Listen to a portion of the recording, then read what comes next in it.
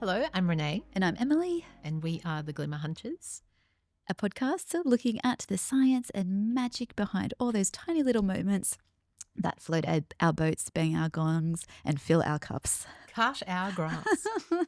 So today we have Tamara Cavenett joining us. She is a clinical psychologist, and we're going to be talking to Tamara about the negativity bias and how glimmers interact with that and the impact that they can have with us to better our well-being. So, Tamara is an Adelaide-based clinical psychologist with a special interest in complex disorders. As a respected industry leader, Tamara's past positions include President of the Australian Psychological Society, along with board director roles at Mental Health Australia and the Adelaide Primary Healthcare Network. Tamara has also been a member of numerous Australian state and federal Department of Health advisory committees. As a sought-after media commentator, Tamara regularly appears on high-profile media outlets to impart her perspective on psychological issues. Tamara is a passionate advocate for digital technology's potential to transform mental health care and is also the co-author of the book, The Tech-Savvy Psychologist. Tamara, welcome to the Glimmer Hunters podcast. Thanks so much for having me. So good to see you. So starting things off, before we jump into our serious questions, we were wondering if you would mind sharing some recent glimmers of yours with us. So we have this wonderful coffee machine at work, and whenever you take the top off to refill the coffee beans, you get this gorgeous aroma of coffee. So I do tend to stand there for a little couple of extra minutes to just enjoy that smell and that little moment, which kind of reminds you of breakfast. Totally. I love the smell of coffee beans. Yeah. I was only just the other day, my daughter, who is 9, even she was like, she's obviously not a coffee drinker, but she was standing by the coffee machine. She was like getting that coffee hit and she was enjoying it too. So. Yeah. I wonder if it's like a universal smell like vanilla. Like there's not many people that don't like the smell of coffee or don't like the smell of vanilla. Yes. Interesting. I love that. There's lots of people that don't like the smell of onion, so it's not like we all like all smells. So just like all our glimmers aren't the same, all our triggers aren't the same. Well, thank you for sharing that. Now, thinking about the negativity bias, which of course we want to chat with you today about, can you tell us what it is and where it comes from and sort of what its evolutionary purpose is? Yeah, so all of our brains have this sort of alertness towards threat. And, it's obviously evolutionary that if we were more aware of threat, we would take steps to protect ourselves, and that really our brain doesn't want us to ignore a threat. So it's actually a higher order interest. So it means that if you've got a moment where you would be perhaps happier and things are going contently, if there's any threat that comes in, it should completely distract and overwhelm you because it should be far more interesting than anything else. And I think that just causes a negativity bias. So often the quotes are around how much of our time is spent on negative or threat orientated thoughts and how little is on, positive, content things. Yeah, absolutely. So in what ways does our negativity bias show up in our day-to-day lives, do you think? All sorts of ways. So you'll have concerns around what you're doing next. You're constantly ruminating. You're thinking about anything that could cause you harm now, later in the future. And so all of that thought on a constant basis will just direct you towards certain thoughts. So we know that if you think a little bit negatively about something, you'll focus in on more things that match that, and you'll spend more time on anything that might be considered negative. And so it's in all of our daily lives. We're worried about what we're going to eat later, where we're going to go, what we may have forgotten, what we did yesterday and how that might impact today. So all of those thoughts are there every day. Yes, so I have this. So everything you're saying, I'm nodding along in my head like, check. I wonder as well, is it like chicken or the egg where it's not like your brain is programmed to do it, so then it's just like seeking out negative things as opposed to negative things coming for you? Because my brain wants to tell me, my mind wants to tell me that I'm right, and every time we come across a swindler or some kind of charlatan, I'm like, I knew it. And so I think I'm doing it the wrong way around. Like I think I'm searching out the villain. Or is that like confirmation bias as Yeah. well? There's a bit of confirmation bias there. So you'll probably remember the ones that you managed to do the gotcha moment to, and you're like, I knew it and I thought it. So there'll be a bit of confirmation bias there. But absolutely, you're directed towards it. So it should be that in any given moment, if a threat in any way is present, whether it's real or not, doesn't matter, your brain should want to direct towards it. Ah, and that's what's kept us alive for thousands of years. In defense of my negative bias, that's what's kept us alive for thousands of years, I assume. And now pop culture, well, this modern culture we live in is far too much stimulus, maybe? I think it's creating a bit of it. So if you look on your social media, you see a lot of negative things. If you look on the news, if you look on your updates, a lot of the stuff that's trying to get you to click is usually trying to give you warnings or making you fear things or just getting you to do things. It's very rare that it's kind of just a happy moment. It's often just that click bias. This bad thing could come to you. I don't know if you're ever part of any of the mum forums, but it's the number of bad things that could happen to your kid. Yeah, I have a lot of those forums up here. Yeah, and I think it's that scaremongering in some ways of the media, how that, it's just all bad news. And like you said, Tamara, it's not like you see a lot of good news stories because they just don't get the clicks. They don't get the same response. No, it's far more interesting to make it negative. Yeah. So I think we are in a world like that. We're also in a world that's feeding productivity, move faster, achieve more, do better, publish more. And so I think that constant push also creates some of that, sense of stress and anxiety, which is going to automatically direct you towards more negativity and less contentment. Yeah. I think if I think about that sort of sympathetic state, that stress state, I guess you're definitely going to it's harder to see those positive moments, right, in that kind of a space, I think. So if you're wound up like that, I think, to me, from experience, you're naturally just going to come across more negative things when you're wound up. Is that fair to say? Completely the same. So if we know that if your threat systems are already activated, that you will search out for more threat-related information. Yeah. So similarly, if you can calm them down, you've got a better base to jump from rather than keeping them on alert all of the time. And I think it's really interesting when you look even on more biochemical responses. We are designed to activate up every now and again, but we're not really designed to do a sustained activation up. And that's what I think a lot of people are doing instead, which is that constant fear of threat. And it sounds a bit like self-flagellation as well, like with that pushing harder, faster, and then when you fall short, it's that dip into self-shredding. There's a lot of critical thoughts around not having done something well, having made a mistake, fear related to the future on what that might mean, and a lot of you should have known better, should have done better. And I think that's always going around people's heads. Yeah. Just thinking about that when you're talking about pushing harder and faster and doing better. And I was thinking about like little kids and what they denote as when a job is finished. And it's different than what we might denote as a job as finished. And I remember when during lockdowns, I'm from Melbourne and we had very long lockdowns and we had our little girl was like 6 at the time and she was at the front of the house and she's like, can I make an 𝐿𝐴 outfit? I was like, sure, because we're working from home. Like we've got to work, push, work. So she's in the front of the house having at it and I don't know what she's up to because she can't sew. So I don't know what this 𝐿𝐴 outfit's going to be. But I'm like, you're fine, whatever, John, yeah, have some joy nuts for dinner, whatever, work. And I come out and 𝐈𝐴 has made so she's 6 and she has just had at it with a ream of A4 paper and the stapler and she's just stapled like 30 sheets of paper together and then she's hand drawn on the paper like a big cape and then she's fashioned it into a big long cape with their hat.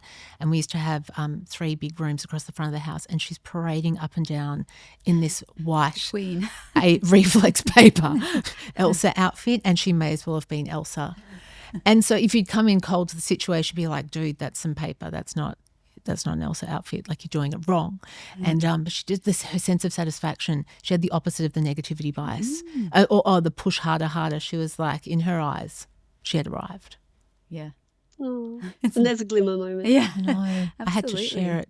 I know. And I think, well, I guess the question is, do kids have the same sort of negativity bias or is it more of a thing that you're conditioned towards?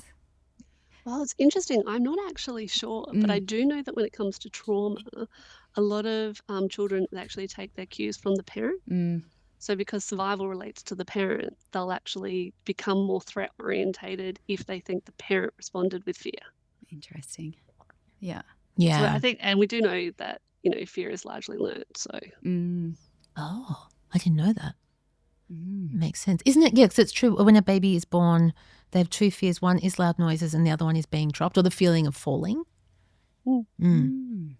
Interesting. Yeah.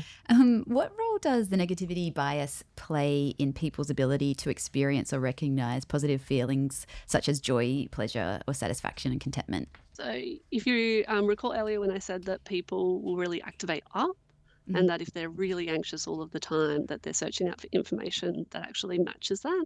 That's exactly the kind of thing that you'll see. If, however, someone can be a little bit calmer, if you can bring them down, then they're less likely to draw towards negative information. So you're still there on an evolutionary basis with that sort of preference towards negativity. But at the same time, you won't necessarily do it depending on what you're doing all of the time. But if you spend more time thinking negatively, you'll draw more negative thoughts. So it's almost about how can we even up some of these systems. Yes, yes. And is there any exercises or I'm not asking for 25 words or less, like a shortcut, but is there anything you would recommend someone like I bring into my life to help course correct? So there's two things you could do that would help. One is the whole concept of glimmers. So just those small moments that calm your whole, system of threat. And the more you're doing that, the more you're noticing these small moments and bringing in content feelings, even if you don't hold them for long, can bring down your whole anxiety levels on a 24/7.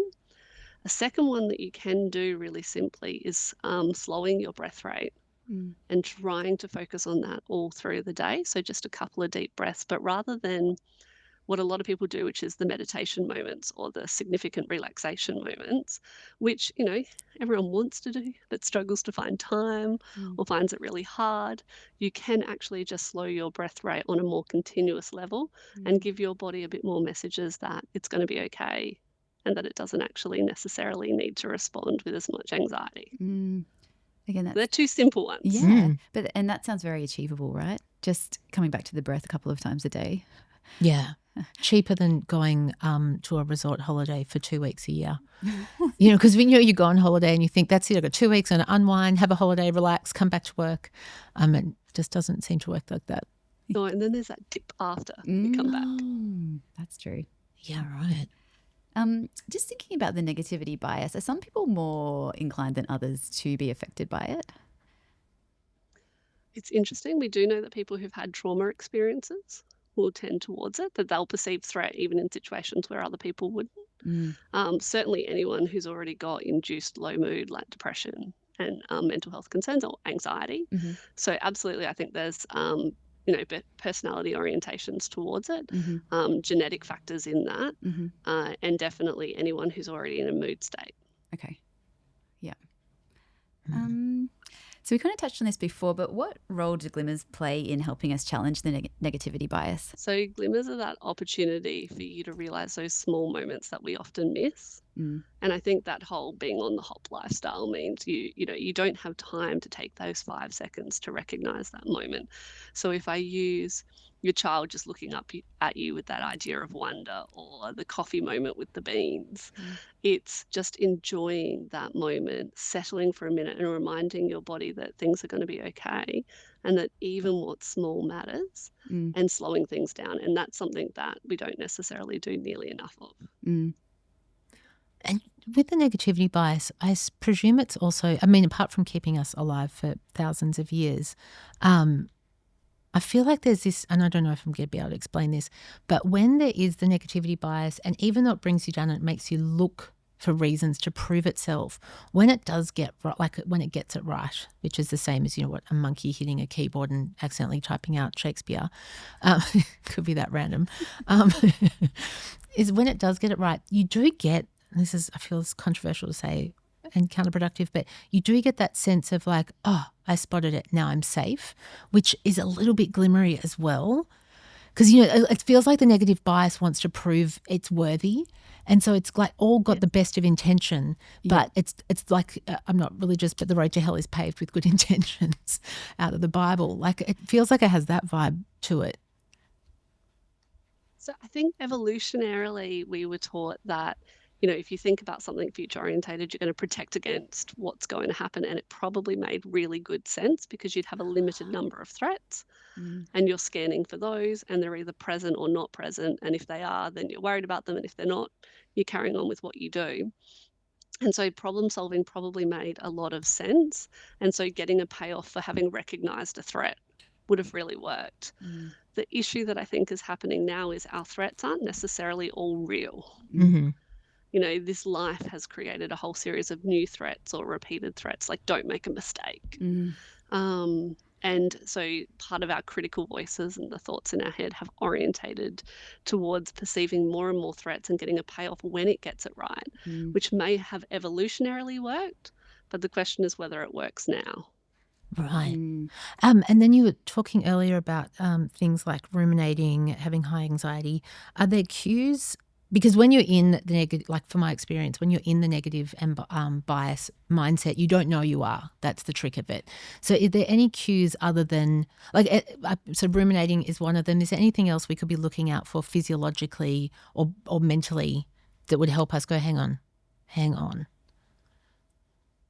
So I think it works two ways. People who sort of err more towards depressive mood, they will feel that slowing, that weight, that feeling like everything's too much, and just like they just can't be bothered and they're exhausted. So there'd be one in that group.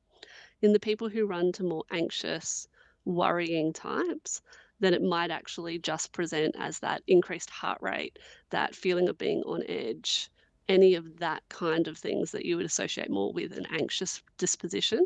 It'd be more in both of those. And it's interesting because one is almost more, I give up. And then the other one is a little bit more like, keep thinking this because that will protect you. Yes. So two very different orientations, both of them potentially unhealthy. Yeah. Makes sense. Thank you. They're great cues to look out for because, the anxious one I get all the time. But the one you're talking about with the depression, I call it the weight. And it's literally, it just feels like a weight's being put on top of you and underneath you is the couch. And then and it's all flat until. Yeah. I was thinking about, Tamara, what you were saying about the rumination as well, that it's like keep thinking about it because then it'll keep you safe. If you think more about it, then maybe there's something you haven't thought about yet that I think, yes. Yeah, that's a good tip off. Once you've got to the 30th time you've turned the problem over, hang on. That's probably enough. Yeah. Yeah, interesting. The number of the times my conversation is, have you already run that thought to its fullest? And most people are like, yes. And I'm like, so you're giving it more attention? Yes. Is there a new thought coming? Yeah. Or will this just be the same series of thoughts about the same fear that you've got? I think I might have said that to my husband once or twice. The same hypothetical over and over again. Yes. It's much easier to spot in other people. And I think that's because you'll believe I'm going to think about this differently. I'm going to protect against it more if I really think this through and make sure I'm aware of it, because then it won't happen. Yeah. 100%. So something we've noticed about being glimmer hunters is that the more you look for them, the more you find. Can you explain from a psychological point of view why this is? So the same system that you've got that's searching out for threat or that creates a thought or a mood state and searches for more, your brain does it to things that also generate positive feelings. And so if you're taking those small moments, it will then work to seek them out more too. So you can manipulate your brain in different ways just by what you engage and spend more time in. So it's why you'll see particular patterns of people. If you've ever shopped and you found one really good top, and then all you do is find things that look like that, it's that kind of moment. So you can absolutely use the same cognitive bias that takes itself in a more of a negative direction into a more of a positive direction and seeking those moments out. So it's just taking a little bit more attention on what's going on out there that might be more positive. Yeah, that's great. That's so affirming to hear. Yeah, that there's hope. Yes. And just on that, what role do you think, Tamara, optimism or hopefulness plays in Glimmers? So the moment you have that bias, you're more likely to see them. So we know that people have more optimism or more hope, that they'll notice glimmers more often. Mm-hmm. So if you can encounter one, see if you can't push yourself to do even more. And I think it's very much just working the reverse on the negative. Mm-hmm. That we've got this bias to the negative. The more you introduce the positive, you get more of a bias that way. Yeah. And we're kind of counteracting now. In the past, people would talk about just think positively, Yeah. which is so hard to do when you don't feel like that. No.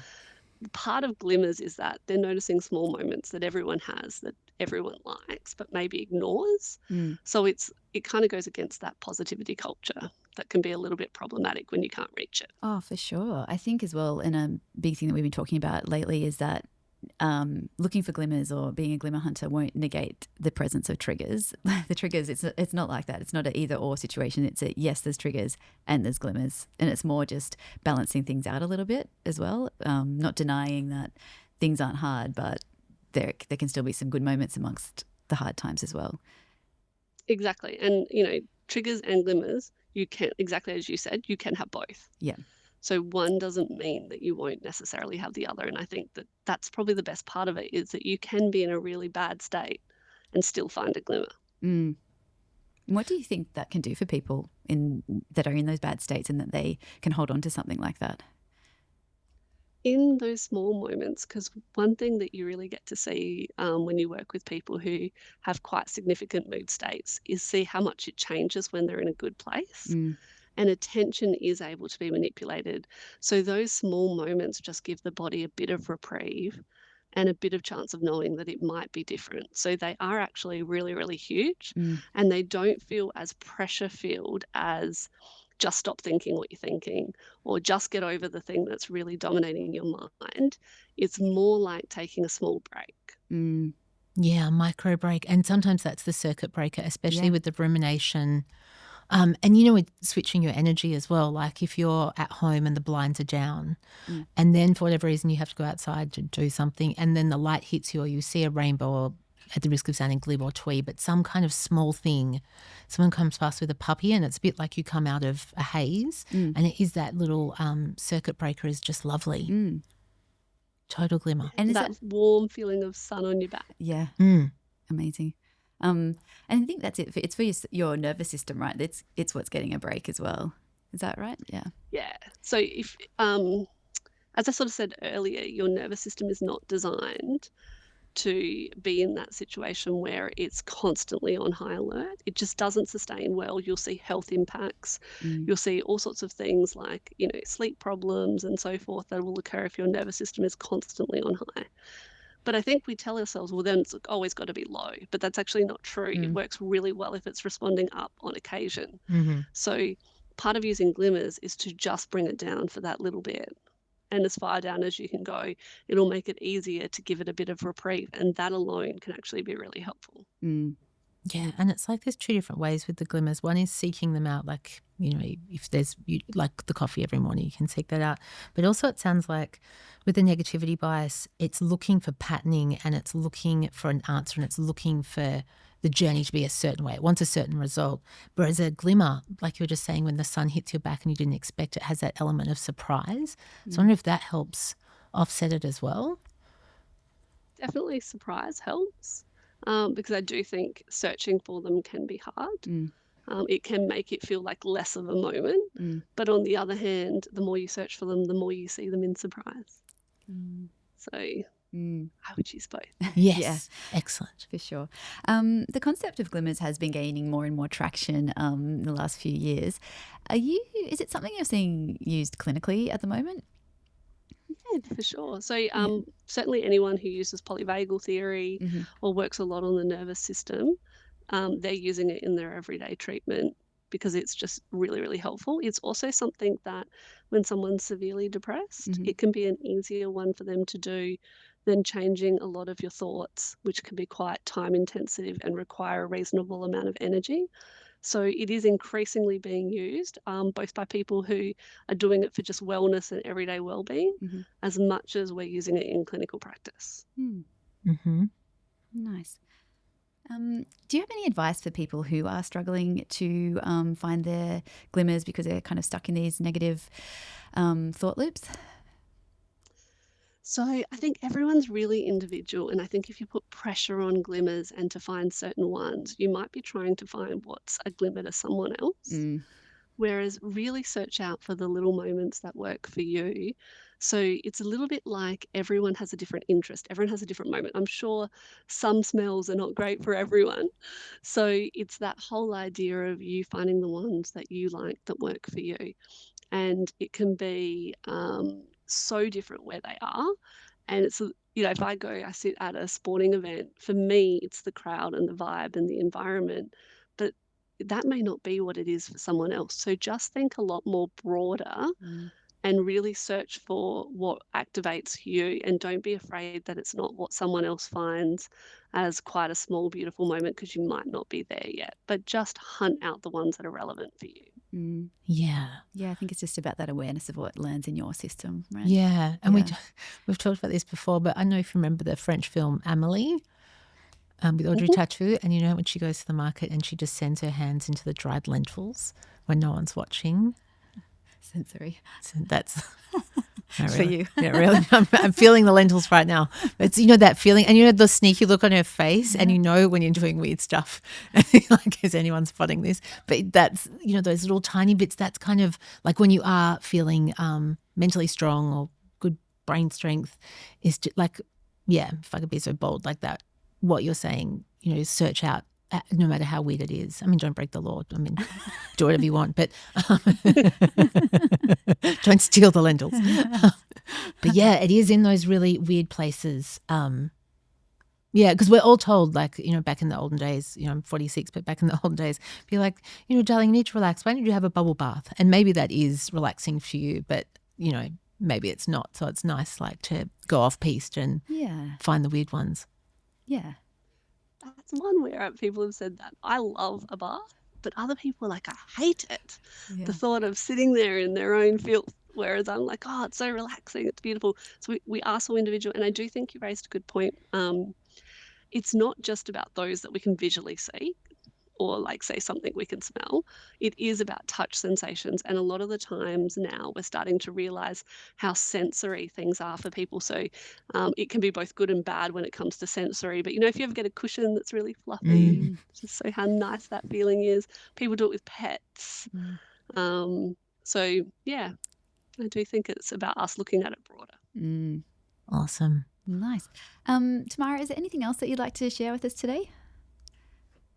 No, other than, I think it's something that everyone should try and do more of. I think if you could get more of it in your life, you would find that you relate to things differently. And we've got heaps of new emerging evidence coming out that what's going on biochemically in you is actually changing the external environment. So the more of this you do, you'll get this flow-on effect back and forth, especially when you're around other people. Yeah, I was just about to say, does that mean that if you're open to more glimmers or you're finding them more, then do you sort of, this is a really not technical way of saying this, but do you put that energy back out into, the people that you're around as well? I think for sure. I think it changes multiple things, and not just on glimmers, but anything that you do around this area of your health and wellness. I think when you're around other people, there is this two-way process to things. So don't start small, but things might have more impact than you think. Great advice. Thank you. Nice one. Well, thank you so much for your time today, Tamara. So good to have you on the podcast. Thank you for joining us.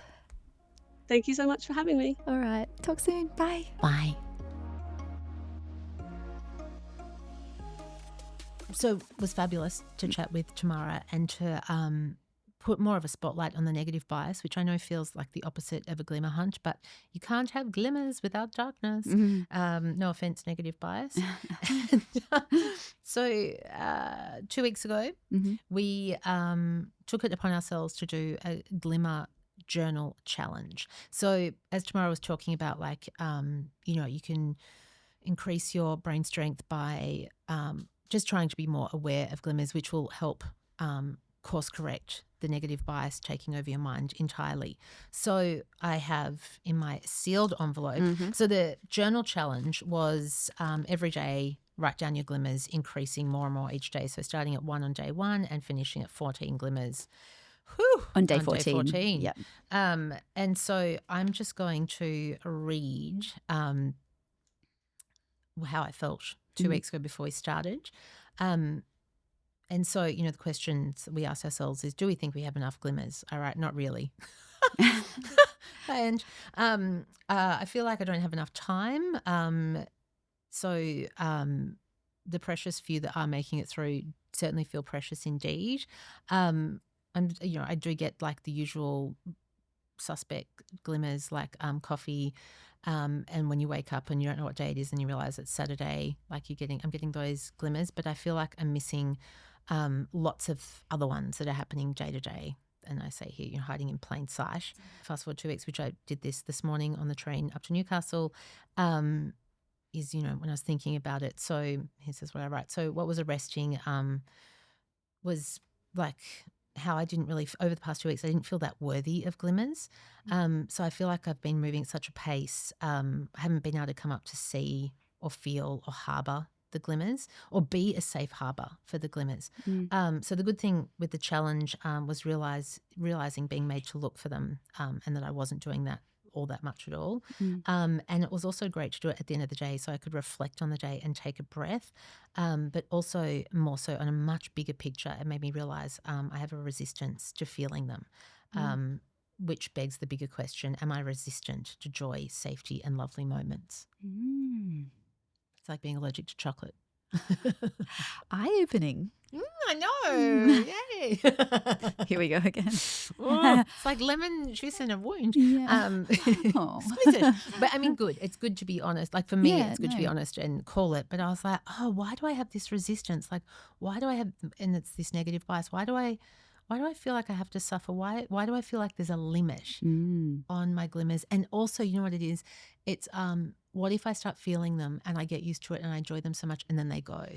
So it's like a opposite of safety. It's fear. It's not clean. Yeah, it's not a clean. I mean, the ones that get through. Don't get me wrong, but there is this kind of like, can I trust this?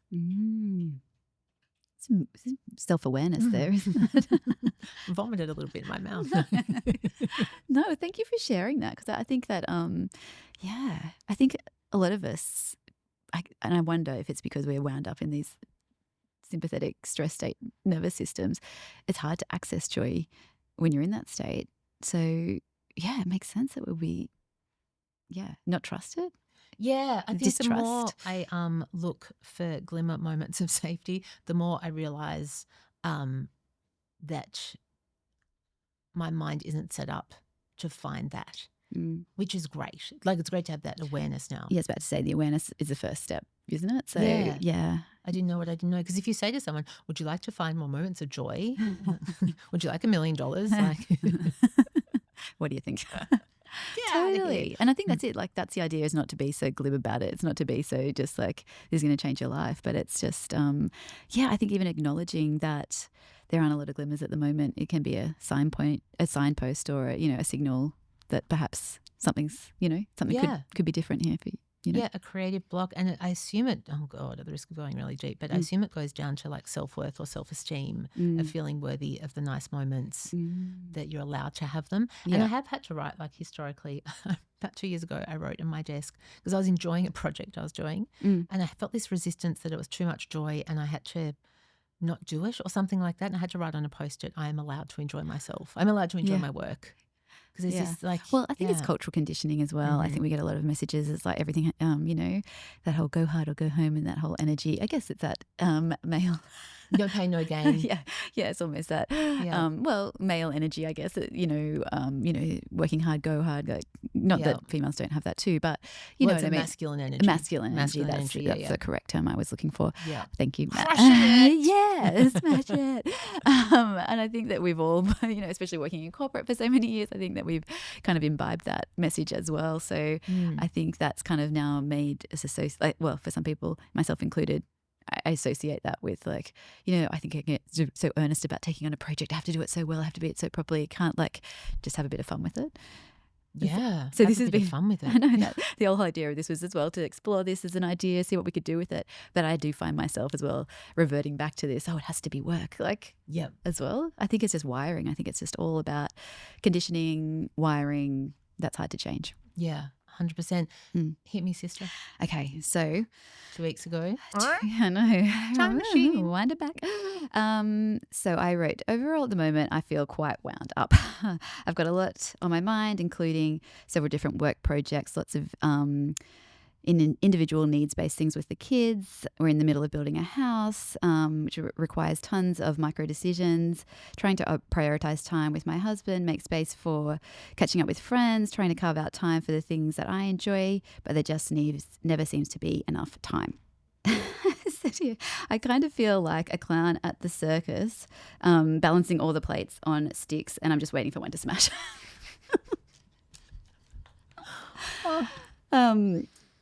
And so then I did the Glimmer Challenge. Mm-hmm. So I did it for every day for 14 days, as we talked about. And I found that there were days when I didn't want to do it. I was resistant to it as well. I was like, I'm tired. I don't want to do this. Mm-hmm. But I did it anyway. And like you, I did it at the end of each day.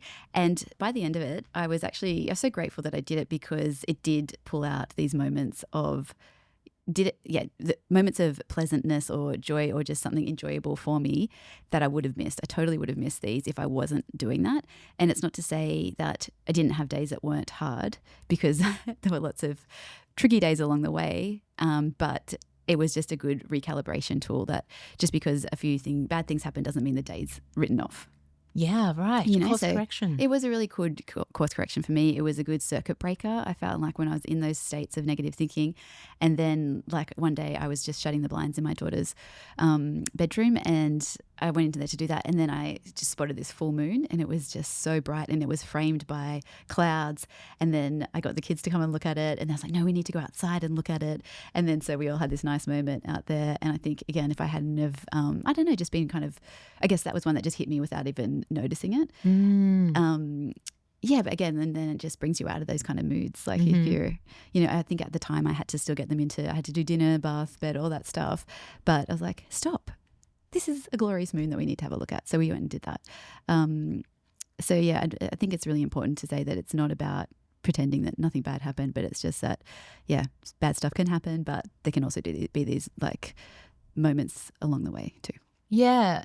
Yeah, absolutely. And I did notice towards the end of the 2 weeks, I think it was the night before last, I noticed it was a full moon, and I've been like getting into crystals and much more feminine style energies and stuff. And so Isla and I have this whole bunch of crystals, and I was like, Isla, it's a full moon. Get the crystals. I'll get the salt water. And so we're mixing up. Yeah, we're mixing up these saltwater concoctions, and we're picking the glasses, and then we're putting them out in the balcony and submerging our crystals. And Chris is like, what are you doing? I'm like, cleaning the crystals. What are you doing? But it was just this moment of layering in greatness that was like layering in fun stuff. Yeah. That was, totally unexpected, but it required energy, but it was worth it. Like it was a return on investment. Yeah, love that. Nice. And if you like listening to what you heard here today, why not think about sharing it with someone you know, or leaving us a review on Apple, Spotify, or YouTube. Until next time. Bye.